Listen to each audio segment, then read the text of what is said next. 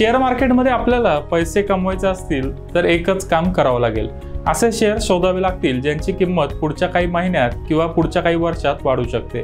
पण हे जगातलं सगळ्यात अवघड काम आहे। अवघड असलं तरी अशक्य मात्र नक्की नाहीये। असे शेअर शोधण्यासाठी आपल्याकडे 2 टेक्निक्स उपलब्ध आहेत। त्यातलं पहिलं टेक्निक आहे फंडामेंटल ॲनालिसिस आणि दुसरं टेक्निक आहे टेक्निकल ॲनालिसिस। फंडामेंटल आणि टेक्निकल ॲनालिसिस म्हणजे काय ते समजून घेण्याआधी आपल्याला ॲनालिसिस म्हणजे काय ते समजून घेतलं पाहिजे। असं म्हणतात की हिस्ट्री रिपीट्स इटसेल्फ, म्हणजे इतिहासात ज्या गोष्टी घडल्या आहेत त्याच गोष्टी भविष्यात पुन्हा पुन्हा घडतात। इतिहासात काय घडलंय त्याचा अभ्यास करून भविष्यात काय होईल याचं प्रेडिक्शन करणं यालाच आपण ॲनालिसिस म्हणू शकतो। ॲनालिसिसचं आपण एक उदाहरण बघूया। मी तुम्हाला काही डेटा देतो, त्या डेटाचा वापर करून तुम्हाला प्रेडिक्शन करायचंय। 2 मुलं 9वी पास झालेत, आता ते 10वीत अभ्यास करतात। या 2 मुलांपैकी कोणत्या मुलाला 10वीच्या परीक्षेत जास्त मार्क्स मिळतील याचं प्रेडिक्शन तुम्हाला करायचंय। या दोन्ही मुलांचे 1ली ते 9वी पर्यंतचे मार्क तुम्हाला स्क्रीनवर दिसत असतील। पहिल्या मुलाला 1ली ते 9वी मध्ये कधी 55 तर कधी 60 अशा प्रकारे सरासरी 58% मार्क मिळालेत। तर दुसऱ्या मुलाला 85 ते 95% रेंजमध्ये मार्क मिळालेत। त्या मुलाचे ॲव्हरेज मार्क्स आहेत 91%। आता तुम्हाला प्रेडिक्शन करायचंय की कोणत्या मुलाला 10वीच्या परीक्षेत जास्त मार्क्स मिळू शकतात।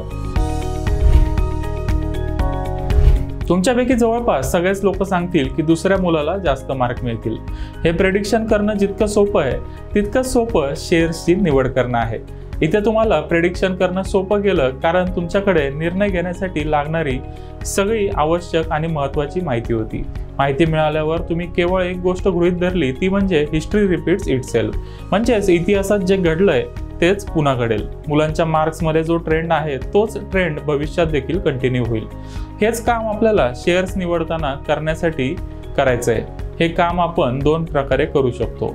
आपण कंपनीची आर्थिक कामगिरी बघून शेअर्सची निवड करू शकतो, यालाच फंडामेंटल ॲनालिसिस म्हणतात।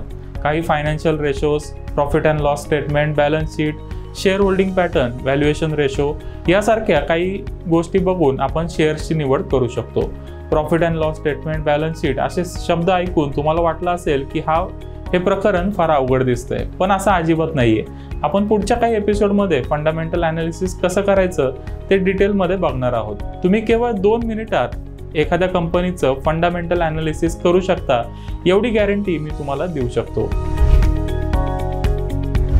आता दुसरा प्रकार आहे टेक्निकल ॲनालिसिस। फंडामेंटल ॲनालिसिसमध्ये आपण कंपनीची ऐतिहासिक आर्थिक कामगिरी बघतो आणि निर्णय घेतो। मात्र टेक्निकल ॲनालिसिसमध्ये आपण केवळ शेअर्सची प्राइस आणि व्हॉल्यूमचं ॲनालिसिस करतो आणि त्याच्या आधारे प्रेडिक्शन करतो। मात्र एक गोष्ट लक्षात ठेवा, फंडामेंटल ॲनालिसिस न शिकता डायरेक्ट टेक्निकल ॲनालिसिस शिकणं म्हणजे ग्रॅज्युएशन न करता डायरेक्ट PhD केल्यासारखं आहे। करायला काहीच हरकत नाहीये, मात्र फायदा होणार नाही। भारतातले गुंतवणूकदार शेअर मार्केटमध्ये पैसे कमवत नाहीयेत, त्यामागे हे प्रमुख कारण आहे। फंडामेंटल ॲनालिसिस न शिकता लोक डायरेक्ट चार्ट, कॅन्डलस्टिक आणि इंडिकेटरवर उडी मारतात। ग्रॅज्युएशन न करता डायरेक्ट PhD केली तर काय होईल हे तुम्हाला वेगळं सांगायची गरज नाहीये। असो, मुद्दा काय आहे की फंडामेंटल आणि टेक्निकल ॲनालिसिस दोन्हीही प्रकार महत्त्वाचे आहेत, म्हणून आपण हे दोन्ही प्रकार कव्हर करणार आहोत। शेअर्सचं ॲनालिसिस करण्याचा तिसरा आणि अतिशय प्रभावी प्रकार आहे ज्याला आपण टेक्नो फंडा ॲनालिसिस म्हणू शकतो। यामध्ये आपण फंडामेंटल आणि टेक्निकल या दोन्हीचा वापर करतो। फंडामेंटल ॲनालिसिसचा वापर करून चांगल्या शेअर्सची निवड करायची आणि टेक्निकल ॲनालिसिसच्या मदतीने अचूक टायमिंगला एंट्री आणि एक्झिट करायची। हे आपल्याला टेक्नो फंडा ॲनालिसिसच्या मदतीने नक्की करता येईल। शेअर मार्केटमध्ये खरंच यश मिळवायचं असेल तर टेक्नो फंडा ॲनालिसिस हा राजमार्ग आहे, हे लक्षात ठेवा। पुढच्या काही एपिसोड्समध्ये आपण फंडामेंटल आणि टेक्निकल ॲनालिसिसवर सविस्तर चर्चा करूया। आता वेळ झाली आहे थांबण्याची, तोपर्यंत तुम्ही पाहत राहा मनी 9 मराठी।